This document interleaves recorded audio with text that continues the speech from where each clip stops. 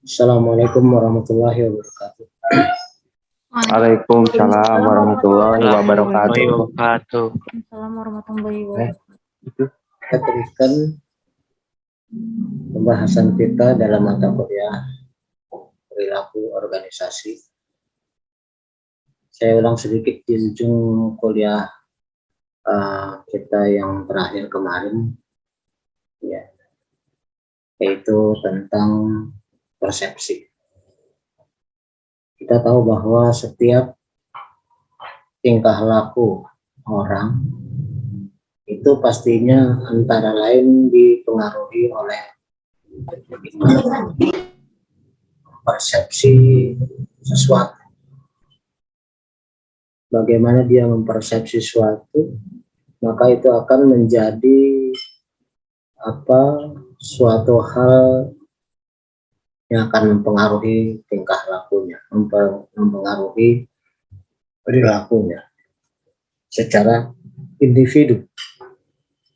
Pada gilirannya nanti tingkah laku dia, perilaku dia secara individu akan mempengaruhi persepsi maupun perilaku orang-orang di dalam kelompok. Orang-orang di dalam kelompok yang persepsinya mungkin satu sama lain memiliki kemiripan dan kemudian memiliki tingkah laku yang sama, akibat persepsi tersebut pada akhirnya akan mempengaruhi organisasi, akan mempengaruhi perilaku organisasi. Jadi itu jalan berjenjang, mulai dari persepsi individu, lalu persepsi kelompok, lalu persepsi organisasi. Dan pada gilirannya persepsi organisasi tentu akan pengaruhi atau mempengaruhi lingkungan sekitarnya. Kalau kita ambil contoh di suatu, katakanlah, organisasi besar seperti politik, maka bagaimana persepsi dari tokoh yang ada di dalam organisasi tersebut akan mempengaruhi kelompok di dalam partai tersebut. Pada gilirannya kelompok itu juga akan mempengaruhi partai. Anjing dah dulu Siapa situ? Tolong di-mute semua.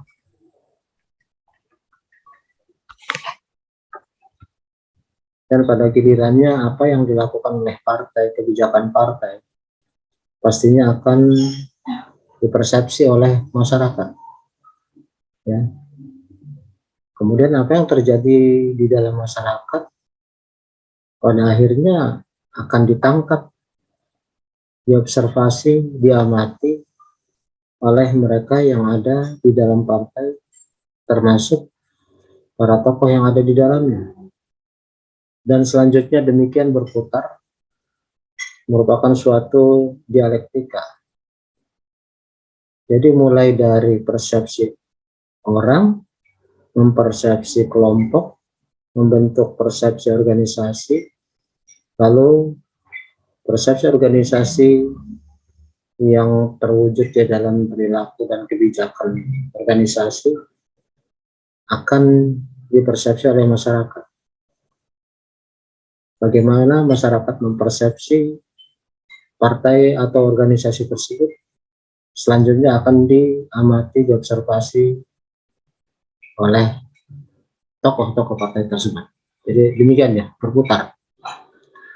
Sementara persepsi sendiri merupakan suatu proses di mana seseorang melakukan pemilihan, penerimaan, pengorganisasian, dan penginterpretasian atas informasi yang diterimanya dari lingkungan. Jadi ketika seseorang melihat suatu fenomena, melihat suatu gejala di dalam suatu lingkungan, maka apa yang terjadi di dalam lingkungan tersebut akan disaring oleh orang yang ada dalam organisasi untuk selanjutnya kemudian bisa membentuk suatu pemahaman yang diterimanya sebagai suatu hal yang pada akhirnya membentuk keyakinan dia terhadap masalah tersebut. Dan selanjutnya hal tersebut akan diorganisir menjadi suatu informasi ya yang diinterpretasikan oleh yang bersangkutan dan selanjutnya akan mempengaruhi perilaku dia di dalam organisasi. Jadi kita lihat suatu proses yang berputar, proses yang saling mempengaruhi dari mulai yang kecil sampai ke besar, atau sebaliknya mulai dari yang terbesar yaitu lingkungan masyarakat dipengaruhi atau mempengaruhi cara berpikir individu, kelompok, dan organisasi. Jadi dengan demikian persepsi itu adalah merupakan suatu proses kognitif. Apa itu proses kognitif? Proses yang berlandaskan cara berpikir atau kecerdasan. Karena ketika seseorang menerima, melihat, mengobservasi suatu gejala atau fenomena, maka dia akan melakukan encoding terhadap informasi tersebut. Artinya dia berusaha memaknai apa gejala tersebut, sehingga dia pada akhirnya akan memahami informasi yang dia terima tadi.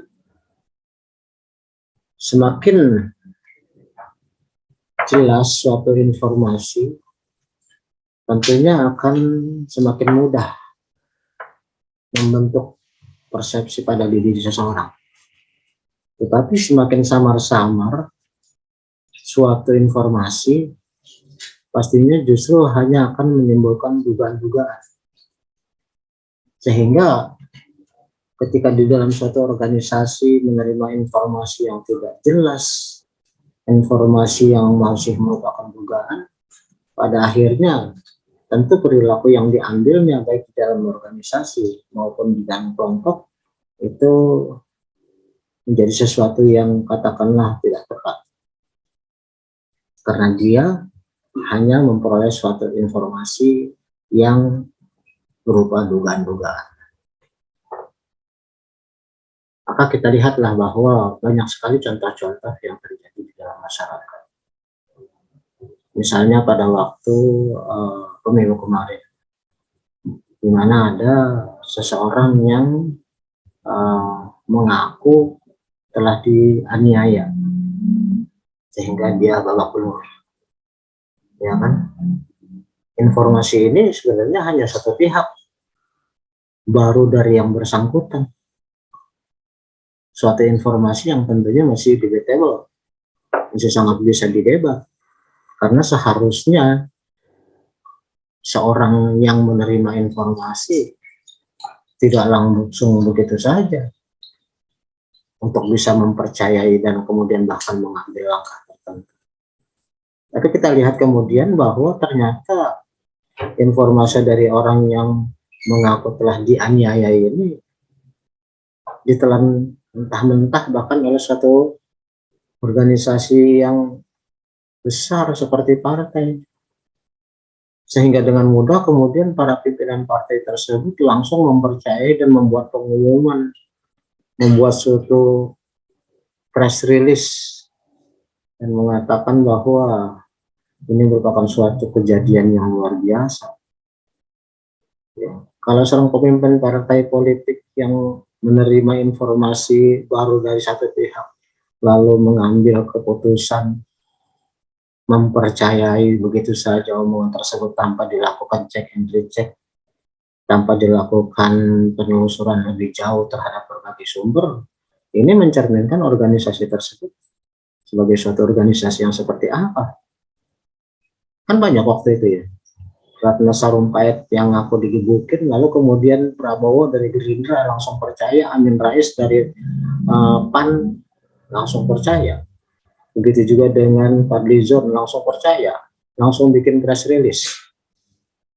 Jadi kita melihat bahwa ternyata begitu mudah persepsi itu terbentuk, ya, dan kemudian mendorong suatu perilaku, bahkan itu kemudian menjelma menjadi perilaku organisasi, di mana kemudian partai-partai tersebut seolah langsung menjudge bahwa ini perbuatan dari kelompok-kelompok tertentu.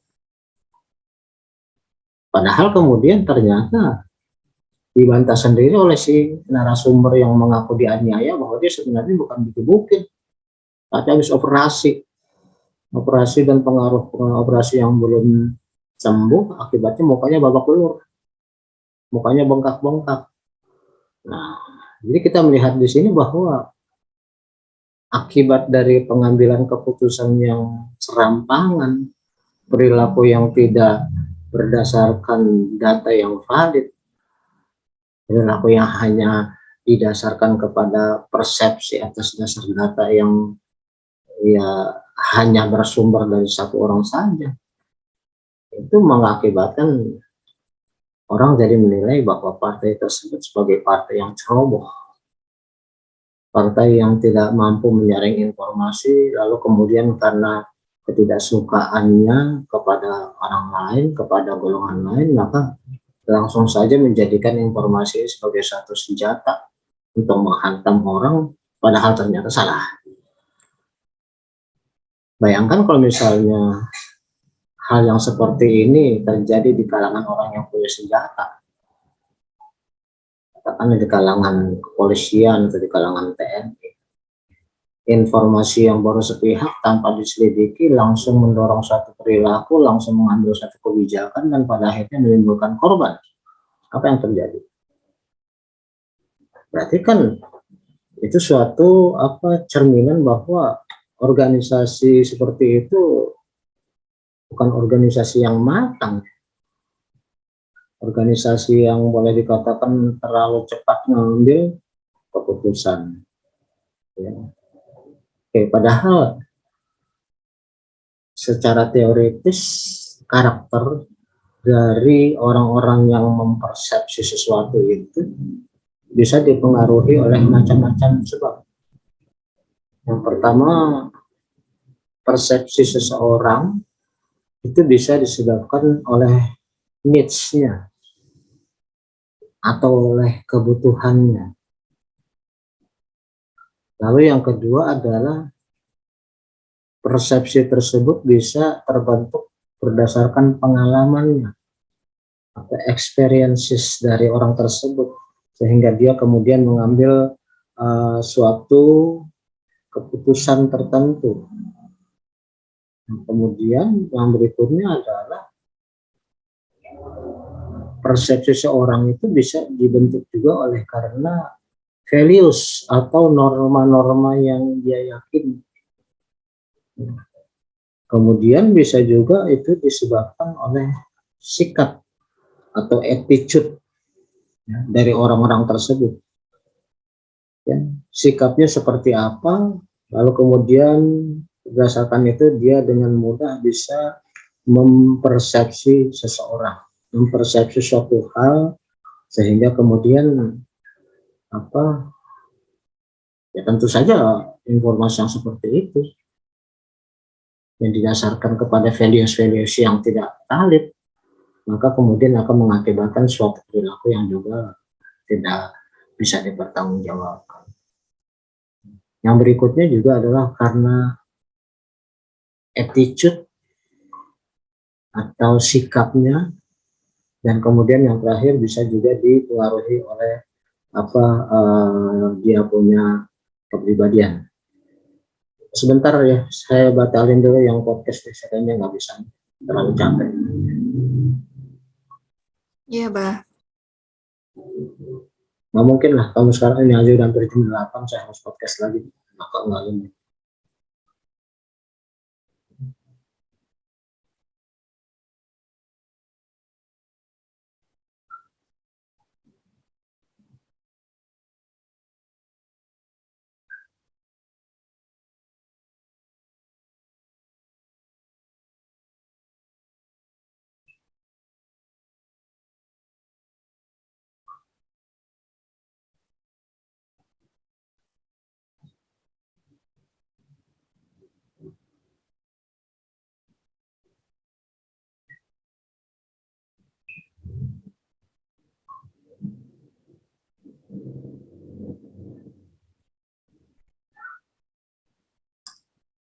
Oke, kita lihat bahwa persepsi itu bisa terbentuk oleh karena kebutuhan.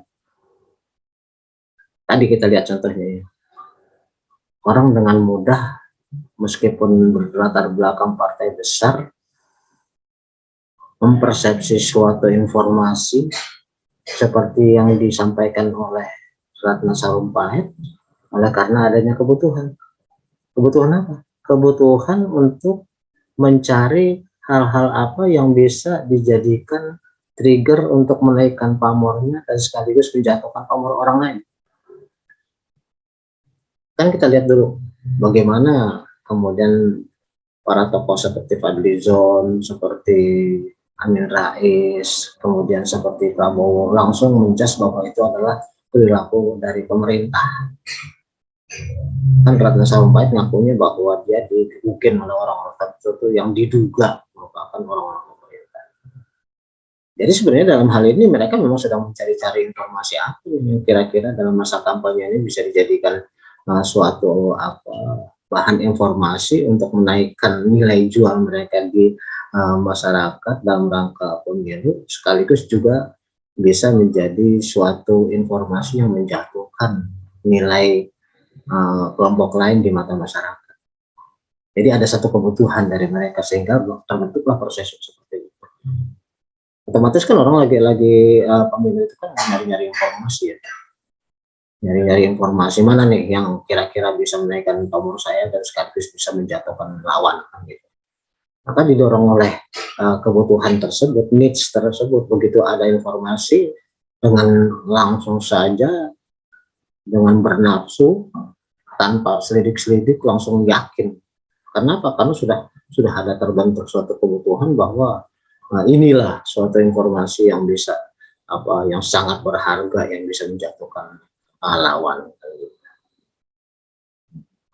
Oke, kemudian persepsi juga bisa dibentuk oleh experiences, oleh pengalaman. Pengalamannya suatu kejadian, ya, biasanya akan mengakibatkan suatu kondisi tertentu berdasarkan pengalaman-pengalaman yang terdahulu. Maka ketika ada suatu informasi yang kurang lebih memiliki karakteristik sama atau memiliki suatu indikasi-indikasi yang sama, maka dengan mudah digeneralisasi, wah ini kurang lebih sama, dianalogikan gitu. Kalau kemarin-kemarin rangkaian seperti ini akan mengakibatkan seperti itu. Maka kalau ada lagi hal yang kurang lebih kondisinya bersama, ya pasti begitu. Ya kan? Itu. Jadi orang juga bisa mempersepsi berdasarkan suatu pengalaman. Katakanlah misalnya Anda mengalami banyak hal dalam sehari-hari, kehidupan sehari-hari. Lalu kemudian ada satu masalah yang kurang lebih hampir sama, walaupun belum tentu. Mungkin saja juga itu informasi juga belum tentu valid. Tapi karena berdasarkan kita punya pengalaman di masa lalu bahwa satu kondisi akan mengakibatkan kondisi yang lain, maka kita bisa membentuk persepsi bahwa memang seperti itulah. Banyak saya kira kejadian-kejadian seperti itu. Main pukul rata, oh kalau begini pasti begitu. Padahal bisa saja yang tadi itu seperti Ratna Sarumpait. Kan dia bukannya karena digebukin. Tapi orang kan pada waktu itu berpersepsi bahwa dalam masa seperti ini orang akan berusaha untuk menjatuhkan pihak lawan termasuk dengan menggunakan kekerasan. Maka ketika ada orang yang mengaku mengalami kekerasan, ya langsung aja dipersepsi bahwa itu pasti tindakan musuh. Ya, pasti itu tindakan musuh. Tindakan dari lawan. Nah, kemudian orang-orang yang tadi yang saya katakan memiliki niche tertentu akan informasi yang dianggap bisa menaikkan pamor, langsung saja mempersepsi hal tersebut bahwa ini gara-gara tindakan orang-orang tertentu, kelompok tertentu. Oke, yang ketiga bahwa karakteristik persepsi seseorang itu juga bisa dibentuk oleh norma-norma. Kan kita tahu bahwa norma itu merupakan suatu penilaian. Bisa dia berasal dari norma hukum, bisa dia berasal dari norma susila, bisa juga berasal dari norma-norma sopan santun atau norma sosial lain yang ada di dalam masyarakat. Sehingga orang seringkali ya berdasarkan norma-norma tersebut langsung saja melakukan judgement, melakukan suatu katakanlah ya kasarnya menuduh atau bahkan bukan hanya menuduh, menetapkan seolah-olah bahwa orang tersebut adalah begitu. Kemudian yang berikutnya, persepsi itu juga bisa berdasarkan attitude. Attitude orang yang terbiasa melakukan suatu hal, ya,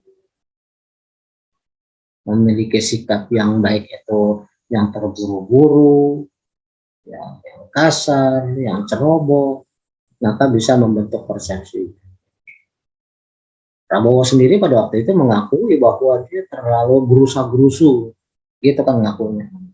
Dia mohon maaf pada masyarakat karena langsung percaya kepada Ratna Sarumpait dan langsung memberikan suatu press release bahwa itu adalah suatu kejadian biadab yang menganiaya nenek-nenek, ya berarti selama ini bisa dipersepsi bahwa selama ini memang Pak Prabowo itu adalah orang yang terbiasa untuk bersikap gerusa-gerusu, terbiasa untuk tidak selektif di dalam menilai sesuatu. Agak lucu. Kenapa? Ya kan beliau dari TNI. Saya kan tadi akan sangat berbahaya kalau seseorang yang kemudian punya pasukan, punya senjata, lalu punya sikap gerusa-gerusu. Kan kacau nanti. Sehingga sangat mungkin informasi yang tidak valid, informasi yang tidak akurat, lalu kemudian membentuk persepsi, lalu kemudian diwujudkan dalam suatu tindakan, dalam suatu perilaku yang pada akhirnya dia sesali sendiri. Ya kalau nggak ada korban sih nggak masalah, kalau ada korban gimana? Ya kan? Makanya agak aneh kalau misalnya beliau itu sebagai seorang yang katakanlah memiliki background pengalaman sebagai seorang militer dan bahkan sudah mencapai tingkat perwira tinggi alias sudah jenderal, kok bisa gerusa-gerusu, kok bisa langsung mempersepsi. Nah, jadi hal-hal yang lain yang tadi yang saya katakan sebagai needs, sebagai pengalaman, sebagai norma bisa saja itu kemudian mengkristal menjadi dorongan terhadap suatu sikap yang mungkin memang selama ini sikap dia memang begitu, seringkali apa namanya enggak bijak dalam mengolah informasi dan langsung ambil keputusan. Dan akhirnya kan malu sendiri, ya kan?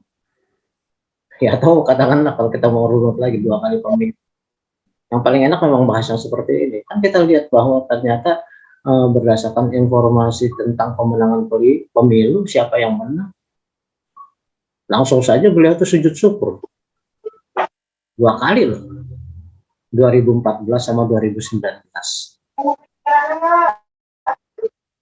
Padahal kan pada waktu itu belum jelas menang, pengumuman resmi belum muncul, tapi hanya mendasarkan kepada laporan orang-orang sekelilingnya saja.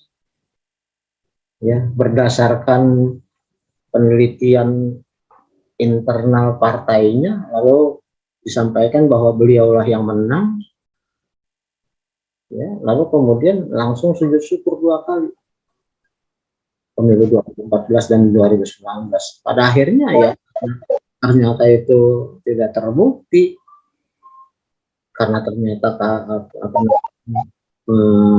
badan pemilu justru tidak memenangkan beliau, kan malu jadi.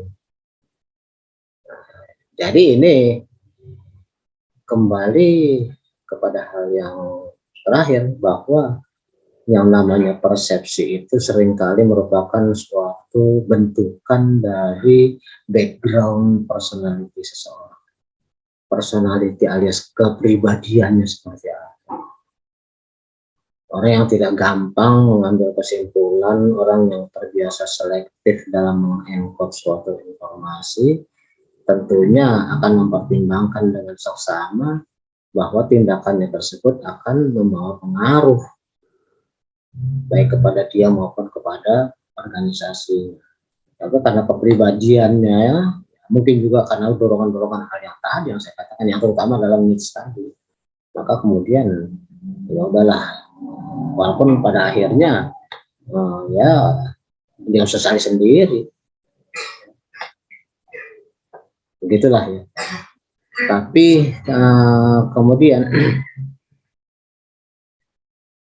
nah sekarang kalau kita lihat bahwa satu informasi itu bisa terbentuk menjadi suatu proses kognitif, proses kecerdasan, ya. Jadi sebenarnya ini kalau dalam ilmu komunikasi disebut sebagai suatu proses encoding. Encoding artinya memilah dan memilih sesuatu informasi untuk bisa dijadikan pesan. Kayak saya nih, saya kan lagi ngomong sama Anda. Lagi ngomong sama Anda, tentunya di dalam otak saya ini ya berlangsung suatu proses. Proses yang disebut proses encoding. Kenapa? Karena kan dalam otak saya ini banyak sekali informasi, seperti satu komputer, kan banyak sekali informasi. Informasi apa? Ya informasi tentang saya sendiri. Itu aja terbagi lagi menjadi informasi tentang kesehatan, tentang keuangan, tentang masalah, tentang cita-cita, tentang gagasan, dan sebagainya. Banyak sekali. Lalu kemudian ada lagi informasi tentang keluarga terdekat saya, ada istri saya, ada anak saya, ada cucu saya, dan itu juga terpecah lagi menjadi kesehatan mereka, kondisi mereka, keadaan mereka, dan sebagainya. Kemudian lagi ada informasi tentang kantor saya, informasi tentang kampus, tentang subjek yang saya pelajari, dan tentunya tentang mata kuliah perilaku organisasi yang sekarang sedang kita bahas. Berarti dalam otak saya ini kan ketika saya mau ngomong sama Anda, nggak mungkin semuanya saya keluarin. Ya kan? Pasti harus saya pilih dan harus saya pilih, oh ini kira-kira yang pantas. Kan nggak mungkin saya ngomong sama Anda terus kemudian ngaco ngomongan saya, ngomongin hal-hal yang tidak ada relevansinya. Kan kalau proses encoding saya udah ngaco seperti itu, ya ada dua kemungkinan, saya lagi pusing, saya lagi banyak masalah, saya lagi tidak konsen, atau saya mungkin sudah mulai OD apa itu, orang dengan gejala sakit jiwa. Ya karena nggak sesuai lagi apa yang saya omongin dengan yang saya keluarin, apa yang saya pikirkan. Jadi itulah yang namanya proses encoding. Anda juga menerima pesan saya juga kan pasti juga melakukan proses yang sama. Lalu kalau tidak, Anda akan mempersepsi apa yang saya omongin itu tidak sesuai dengan apa yang saya omongin. Saya ngomongin tentang mata kuliah ini, kok Anda berpikirnya tentang mata kuliah lain, nah berarti ada sesuatu.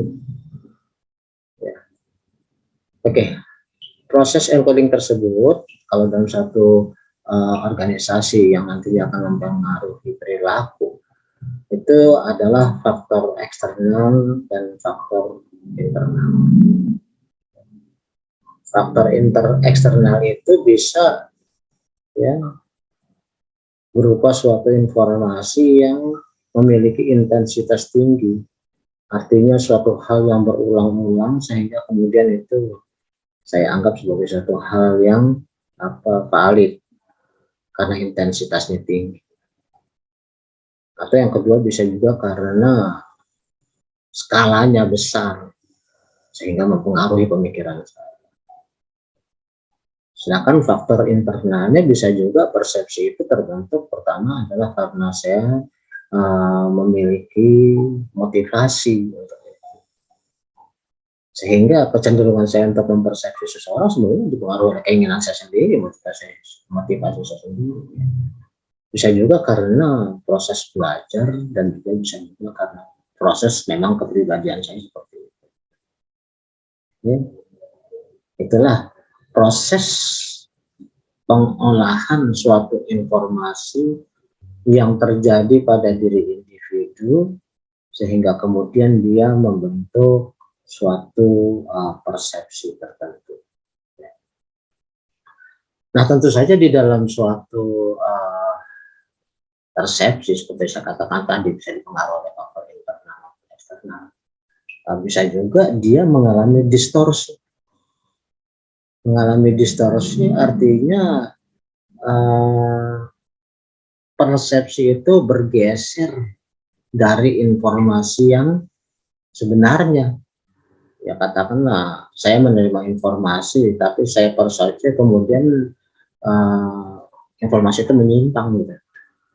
Saya terima informasinya tentang A, lalu saya tambah-tambahin menjadi A plus, atau saya kurang-kurangin menjadi A min. Itu mengalami distorsi atau mengalami penyimpangan atau deviasi.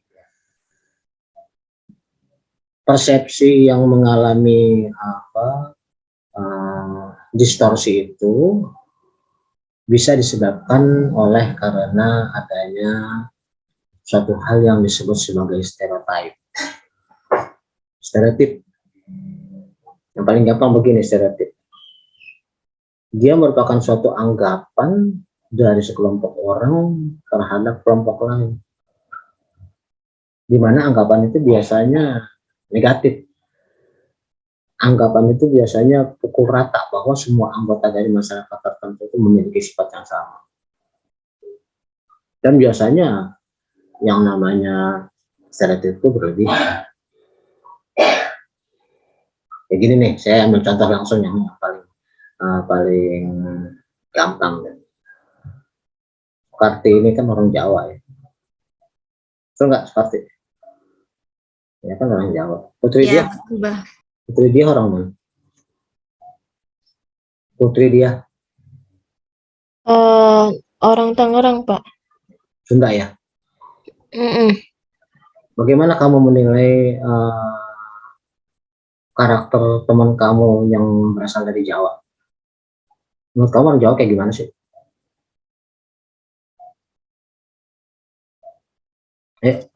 Baik, Bah. Kan saya juga Sopan-sopan juga. yang namanya stereotip itu berlebihan, negatif, dan pukul rata.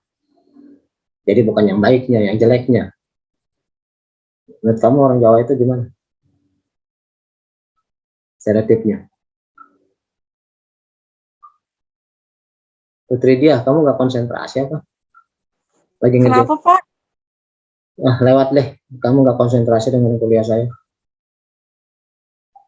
Saya ngomong capek-capek, ujungnya malah kenapa? Di Puspita Ningtyas, kamu dari mana? Coba konsentrasi ya, kamu kuliah capek-capek, saya ngomong busa-busa. Gak ada artinya. Iya, Bang. Dwi dari mana? Dari Jawa. Oh, dari Jawa juga. Oke deh kalau gitu. Kamu orang Jawa, kamu menilai orang Sunda kayak apa? Di mata kamu orang Sunda gimana? Ajak tuh, aja kasih orang Sunda tuh, aja Subagja namanya. Aja orang Sunda, Bah. Majalengka. Nah, itu kan Sunda jelas ya. Sebab kalau misalnya di Jawa, dari Ojo jadi aja. Subagio jadi. Di Sunda itu gimana, Dwi? Menurut kamu orang Sunda itu gimana? Orang Sunda ramah-ramah sih, Mbak. Apalagi kalau orang Sundanya Sunda halus. Tapi tergantung dari orangnya juga sih, Mbak.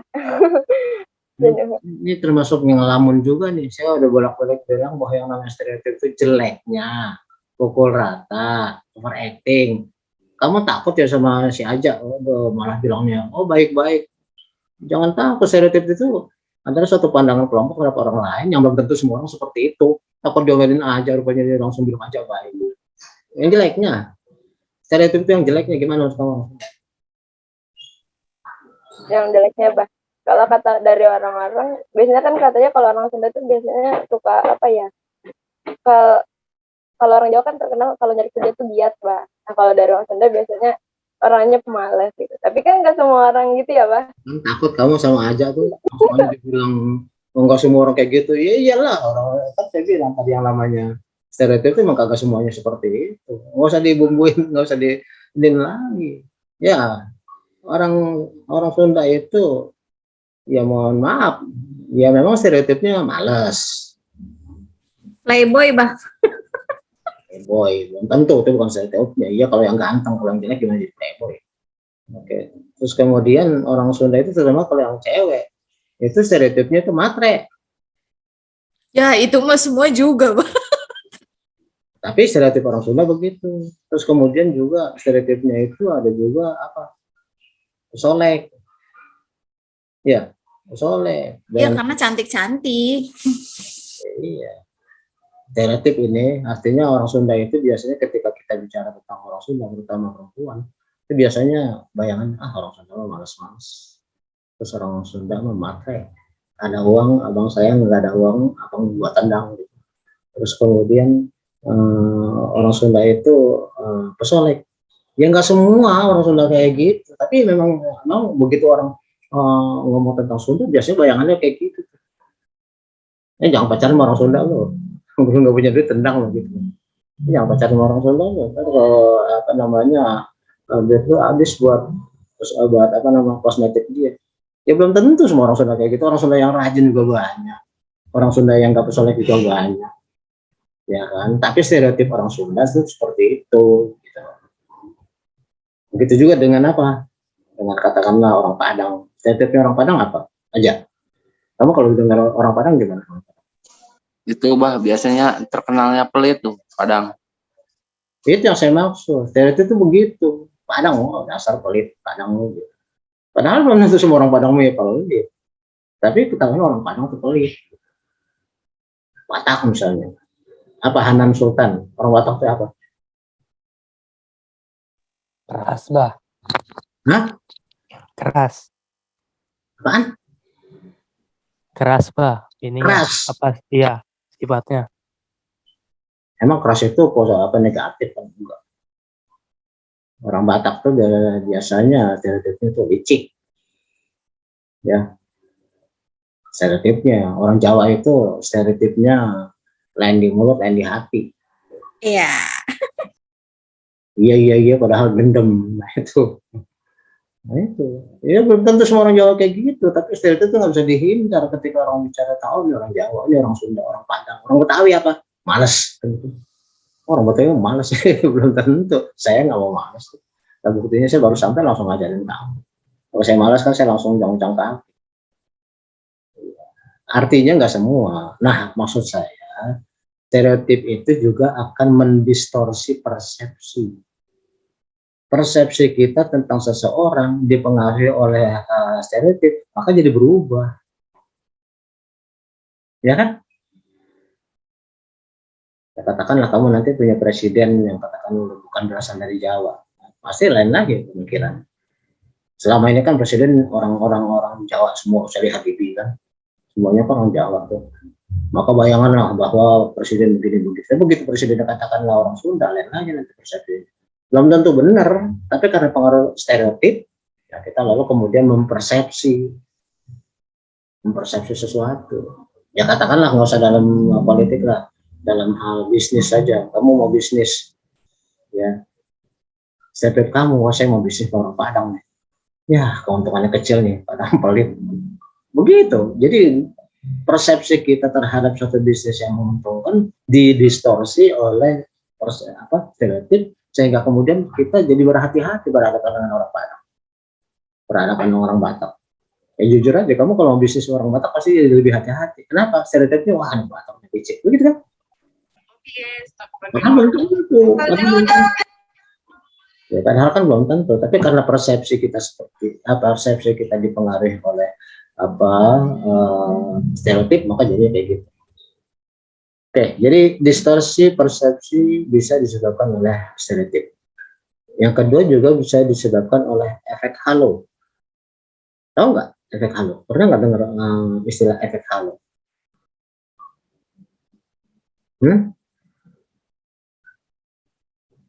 Efek halo itu adalah kecenderungan orang untuk mempersepsi sesuatu dengan hanya menggunakan satu saluran informasi saja. Jadi artinya dia nggak bisa melakukan perbandingan, nggak bisa melakukan suatu check and balance, tapi ceknya itu hanya ini saja, searah saja. Ini juga kembali lagi kita lihat perilaku orang dalam mempersepsi informasi pada masa capres kemarin. Cebong mana mau dengerin kampret mana mau dengerin cebong, betul nggak? Kampret dengerin informasi tentang cebong langsung aja bilang penjilat, gitu kan. Misalnya saya aja, katakanlah saya orang pemerintah, saya orang PNS, lalu kemudian saya bela pemerintah, langsung saya dibilang buzzer RP. Urusannya apa coba? Tapi kalau saya katakan saya membela pemerintah, padahal pun wajar-wajar saja. Kamu aja boleh membela Prabowo, masa saya nggak boleh membela pemerintah, kan gitu kan? Tapi langsung dipersepsi. Kenapa? Karena efek halo. Jadi terbiasa orang untuk menggunakan satu sumber informasi hanya dari yang dia senang aja. Makanya kemudian kalau kamu dengar berita tentang kelompok cebong, kampret alergi. Begitu kamu muji-muji kampret, cebong alergi. Ya begitu. Ya, jadi efek halo. Hanya menggunakan satu sumber informasi saja. Yang ketiga bisa juga karena adanya proses seleksi. Seleksi artinya kamu tuh hanya memilih informasi-informasi yang kamu sukai saja. Katakanlah Karti dari mana nih, kampret atau cebong? Pasti dia maunya dengerin kampret aja kalau dari kampret. Kalau misalnya Saya butterfly aja, Bah. butterfly, apa itu kupu-kupu? Asal jangan malam ya. Lain lagi ntar istilahnya. Oke. Jadi artinya proses seleksi itu juga artinya orang itu hanya memilih informasi yang dari orang-orang yang dia sukai aja. Rianti misalnya, senangnya sama siapa ini? Pasti dia cari-cari ini informasi-informasi ini. Tapi kalau dia nggak seneng, begitu ada lewat, ganti channel, lewat gitu kan? Mana mau dengerin yang nggak ini. Kayak orang nonton TV lah. Kalau kita nggak suka ya kita ganti channel, kita denger radio putar lagi gelombangnya. Tapi kalau misalnya kita hobi di situ ya udah kita dengerin sampai pagi juga hayu aja kan gitu. Nah, itu namanya proses seleksi. Maka dengan adanya proses seleksi itu, secara otomatis persepsi kita dipengaruhi oleh itu kan. Persepsi yang terbentuk di dalam benak kita tentunya adalah berdasarkan informasi hanya yang kita suka. Kita pilih-pilih sumber informasi, kita pilih-pilih informasi. Yang kita nggak senang ya kita nggak peduli. Tapi kalau misalnya informasi yang kita senang, kamu senang film India, ya udah film India dikejar terus. Senangnya film Korea, pasti kamu senang film Korea, tapi harus sambil berubah. Karti senangnya film-film horor, pasti dia senangnya nonton film horor terus. Dia nggak senang dia nonton film Doraemon, senangnya film-film setan. Sinchan, Bah. Sinchan, iya. Oke. Terus kemudian juga bisa persepsi itu terdistorsi ya karena adanya proyeksi. Apa itu proyeksi? Yaitu menggunakan atribut pribadi sebagai dasar persepsi. Atribut pribadi artinya self concept, kita menilai sesuatu bukan berdasarkan objektivitas tapi berdasarkan pendapat emosi sendiri. Nah ini banyak nih, coba aja orang menilai nilai Pak Jokowi, nilai pemerintah itu kan bukan karena objektif itu. Karena nggak seneng aja. Ya kan? Banyak kan karena nggak seneng aja, nggak suka begini-begini, ya mungkin karena nggak senang sama PDIP atau nggak senang sama siapa. Lalu kemudian wah keluarlah semua omongan-omongan hanya berdasarkan self konsep saja, bukan objektivitas. Makanya kritik-kritik yang keluar itu kadang-kadang ya out of scope. Ya kalau misalnya orang mahasiswa demo ya, terus kemudian mengatakan yang mana Jokowi bangsat, urusannya apa? Itu kritik apa-apa? Masa kritik kayak gitu urusannya apa? Itu kan hanya ketidaksukaan saja. Ketidaksukaan yang belum tentu berdasarkan informasi yang valid, mungkin saja informasinya hanya karena dia nggak senang aja, makanya kemudian dengan gampang ngeluarin caci maki yang nggak karuan. Omongannya Rocky Gerung, omongannya Fadlizon, omongannya siapalah, belum tentu objektif. Tapi konsep dia pribadi yang keluar, ya katakan itu sebagai atas nama rakyat kan bisa kayak gitu. Padahal itu kan pendapat dia pribadi. Itu namanya proyeksi. Distorsi informasi, distorsi persepsi oleh karena ada proyeksi, yaitu karena memang ada dalam dirinya sendiri. Oke, yang terakhir, persepsi seseorang juga bisa terdistorsi oleh karena adanya harapan. Ya, ini kalau anak-anak muda kalau dia jatuh cinta, ya, biar kata mirip buaya, bagiku Luna Maya. Ya kan, biar kata dicaci maki, katanya itu adalah puisi. Ya kan, kamu lagi senang sama orang, biarpun kamu mau dimaki-maki, katanya nggak apa-apa, itu satu cobaan gitu. Berarti ini adalah apa namanya ujian keimanan untuk bisa mendapatkan dia. Padahal jelas-jelas itu apa suatu informasi yang nggak bagus, yang bikin kecewa. Tapi karena ada harapan bakal diterima, ada harapan, maka kemudian persepsinya menjadi seperti itu. Kalau cinta sudah melekat, kucing rasa coklat. Tapi sebaliknya, kalau cinta tidak melekat, coklat rasa teh kucing, ya berarti masalah harapan. Persepsi itu tergantung harapan orang. Kalau kamu sedang mengharapkan seseorang, pastilah kamu memuja-muja setinggi langit. Artinya kalau senang. Tapi kalau nggak senang, biar kata dia apa namanya Luna Maya juga kan kelihatannya jadi buaya. Biar kata dia itu apa namanya Britney Spears, di mata kamu ya malah hampir karena tidak suka. Tapi kalau suka, ya biarpun dia malampir, bagi kamu ya Britney Spears. Ya, karena ada harapan. Jadi persepsi itu bisa terbentuk macam-macam. Yang celakanya kan kalau persepsi itu kemudian menjelma menjadi perilaku kita, kan kemudian perilaku kita karena kita yang katakanlah tokoh di satu organisasi, maka perilaku organisasi itu terpengaruh oleh perilaku kita. Makanya kemudian banyak organisasi yang kemudian ya hanya bergerak berdasarkan apa kata pimpinan, seolah-olah pimpinan itu udah yang paling benar, udah nggak ada salahnya. Sementara orang lain biar benar kayak apa, nggak ada benernya, salah semua gitu. Paling enak cari contohnya memang di dalam masalah politik yang seperti ini, ya. Sehingga orang kemudian mempersepsi sesuatu, bertingkah laku sesuatu atas nama organisasi, padahal itu atas nama pribadi dia sendiri.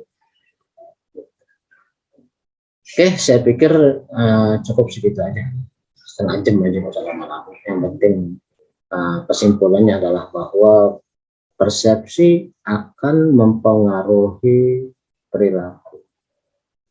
Perilaku diawali dari perilaku individu, lalu mempengaruhi perilaku kelompok, mulai dari kelompok-kelompok kecil sampai kepada kelompok besar, dan pada akhirnya kemudian kelompok besar itu dalam tingkah lakunya, perilakunya dalam masyarakat bisa mempengaruhi masyarakat lagi.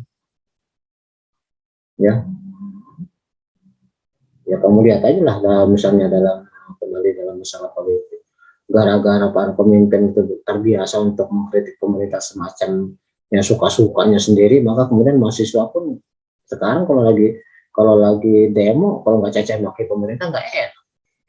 Jadi contohnya sama yang tua, contohnya sama perilaku partai politik. Mereka ngomong seenaknya aja, caci maki pemerintah seenaknya, caci maki presiden seenaknya. Walaupun belum tentu berdasarkan suatu data yang valid. Lalu kemudian mahasiswa yang ya katakanlah belum mengerti apa-apa, hanya berdasarkan yang tadi itu, bisa juga karena stereotip, bisa juga karena efek halo, bisa juga karena selektif terbatas, bisa juga karena proyeksi, bisa juga karena harapan. Akhirnya kemudian ya udah perilakunya pun memperlihatkan bahwa ketika dia demo yang ngomongnya ya suka-suka sendiri aja, kan banyak. Sampai kemudian pada akhirnya perilaku itu terbukti merugikan dia sendiri. Pada akhirnya dia kemudian mencemarkan nama baik orang atau akhirnya jadi urusan politik, urusan hukum. Jadi sendiri yang menanggung akibat. Baik, demikian saja. Mudah-mudahan ada manfaatnya. Dan ini tetap saya rekam untuk kita akan lihat